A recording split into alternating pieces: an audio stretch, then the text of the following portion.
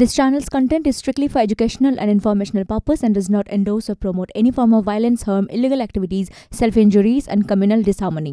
আমরা বলেছি আপনি ইডি সিবিআই করুন, যদি কেউ কোনো রকম ভাবে দোষী সাব্যস্ত হয় আমরা তো তার পাশে দাঁড়াই।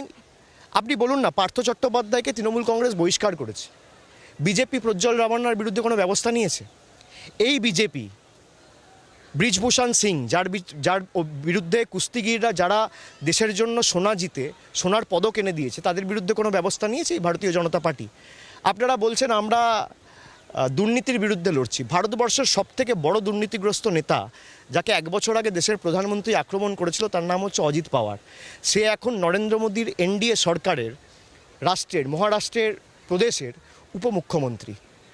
মানে যদি তৃণমূল করে তাহলে জেলে, যদি অন্য রাজনৈতিক দল করে, প্রতিপক্ষের কেউ হয় তাহলে জেলে, আর বিজেপি করলে 7 খুন মাপ। এই যে বৈষম্যের রাজনীতি, আপনি বেছে বেছে তৃণমূল করলে খারাপ, কংগ্রেস করলে খারাপ, আম আদমি পার্টি করলে খারাপ, ডিএমকে করলে খারাপ। আমি ধরে নিলাম তৃণমূলের মধ্যে কিছু দুর্নীতিগ্রস্ত মানুষ রয়েছে, ধরে নিলাম তর্কের খাতিরে।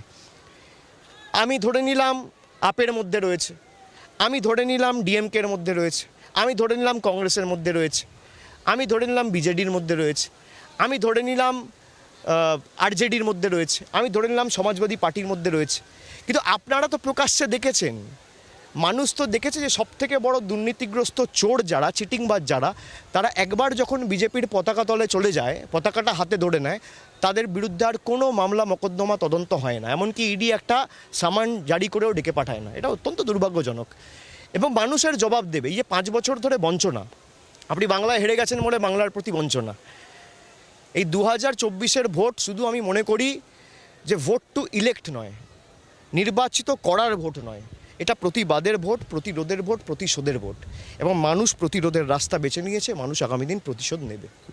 এই মুহূর্তে শেষ প্রশ্ন আপনাকে করছি। আপনি ষড়যন্ত্রের কথা বললেন, সন্দেশখালির কথা বললেন একটা ভিডিও সামনে এলো, বললেন যে ষড়যন্ত্র চলছে 4-5 মাস ধরে। আমার প্রশ্ন যে সরকার, আপনাদের এত বড় দল, এত বড় সংগঠন, 4-5 মাস কেন লাগলো যে এই ষড়যন্ত্র চলছে এটা বুঝতে? তার একমাত্র দায়িত্ব হচ্ছে কলকাতা হাইকোর্টের। আমি টিভি ক্যামেরায় বলছি, তার কারণ আমি আপনাকে একটা, এই যে পক্ষপাতদুষ্টভাবে কাজ করছে তার একটা উদাহরণ দিচ্ছি। সারদা কেস সুপ্রিম কোর্ট তদন্তর দায়ভার দিয়েছে সিবিআইকে। খুব সম্ভবত তারিখটা ছিল 9ই মে 2014 সাল। আজকে প্রায় 10 বছর হয়ে গেছে, 10 বছর, এখনও ট্রায়াল শুরু হয়নি। এই সিবিআইকে একবারও হাইকোর্ট বা অন্য কোনো বিচার ব্যবস্থার কোনো প্রতিনিধি ডেকে বলেনি যে এখনও ট্রায়াল শুরু হয়নি কেন। কলকাতা পুলিশ বা রাজ্য পুলিশের তরফ থেকে যখনই কোনো রকম কোনো তদন্ত নেওয়া হয়, 10 দিনের মধ্যে সেটা সিবিআইকে দিয়ে দেওয়া হয়। আপনি একটা তদন্ত করবেন, একটা তদন্ত করতে তো 15 দিন 1 মাস সময় লাগে, রাতারাতি তো হয় না। তো মিনিমাম 1 মাস সময় তো দেবেন আপনি 15 দিন তো দেবেন। হঠাৎ করে মিডিয়া ট্রায়াল করে আপনারা বুঝে গেলেন কে দোষী। আজকে এই যে স্টিং অপারেশন এসছে, আজকে বিজেপি বলছে স্টিংটা ভুয়ো, আর গঙ্গাধর কয়াল তিনি আপনাদের চ্যানেলে স্বীকার করেছেন কণ্ঠস্বরটা তার। টিভিতে স্টিং ভিডিওতে যাকে দেখা যাচ্ছে সেটা গঙ্গাধর কয়াল, উনি নিজে স্বীকার করেছেন।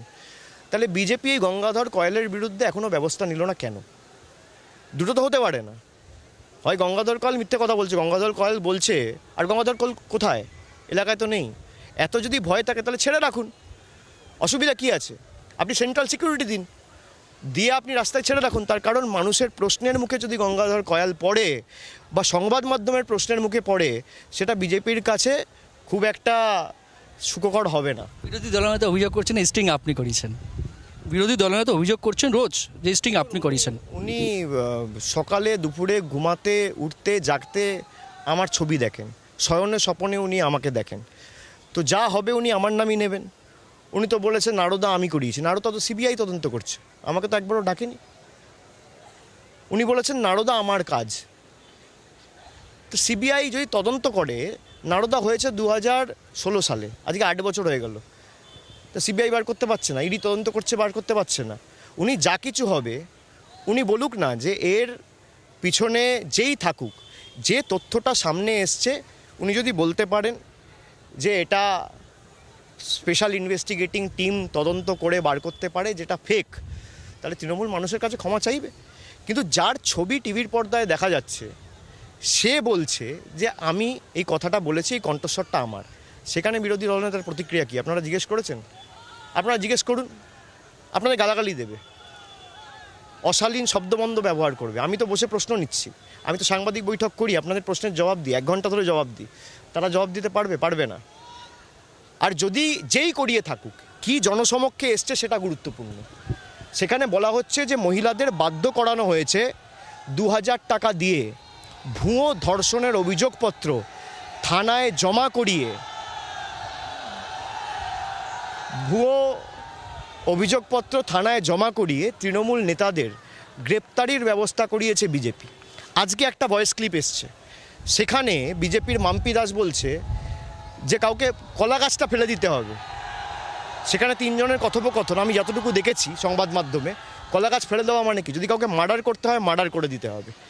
যে রাজনৈতিক দল এতটা নির্লজ্জ হতে পারে যে মহিলাদের সম্ভ্রম 2000 টাকায় দিল্লির নেতাদের কথায় বিক্রি করে বাংলার 10 কোটি মানুষকে 140 কোটি মানুষের কাছে ছোট করতে পারে, তাদের যত কথা কম বলতে হয় তত ভালো।